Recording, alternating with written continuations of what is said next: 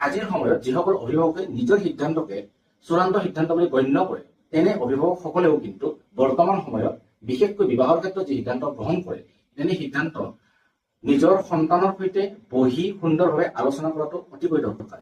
কাৰণ বহু সময়ত ল'ৰা নাইবা ছোৱালী এগৰাকীয়ে বিবাহৰ বাবে মানসিকভাৱে প্ৰস্তুত নহবও পাৰে। ইয়াৰ বিপৰীতে কোনো ল'ৰা নাইবা ছোৱালীয়ে অভিভাৱকৰ অজ্ঞাতে কাৰোবাৰ সৈতে দীঘলীয়া প্ৰেমৰ সম্পৰ্ক বৰ্তাই ৰাখিব পাৰে। গতিকে অভিভাৱকসকলে যদি এককভাৱে সিদ্ধান্ত গ্ৰহণ কৰি ল'ৰা নাইবা ছোৱালীগৰাকীক বিবাহৰ বাবে বাধ্য কৰায়, তেনেহলে দীৰ্ঘদিনীয়া এটা প্ৰেমৰ সম্পৰ্কত থকাৰ পিছত তেনে এটা সম্পৰ্ক এৰি, তেনে এটা সম্পৰ্ক বাদ দি অন্য এগৰাকী লোকৰ সৈতে এটা নতুন সম্পৰ্কৰ বান্ধোনত বান্ধ খোৱাটো ল'ৰাই হওক নাইবা ছোৱালী এগৰাকীৰ ক্ষেত্ৰতে হওক যথেষ্ট কষ্টকৰ, সেয়া সহজসাধ্য নহয়।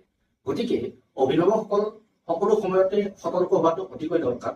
নিজৰ সন্তানে কি কৰি আছে, কেনেকে আছে, কাৰ সৈতে সম্পৰ্ক গঢ়িছে, সেই সকলো বিষয়ৰ ওপৰত নজৰ দিয়াটো যথেষ্ট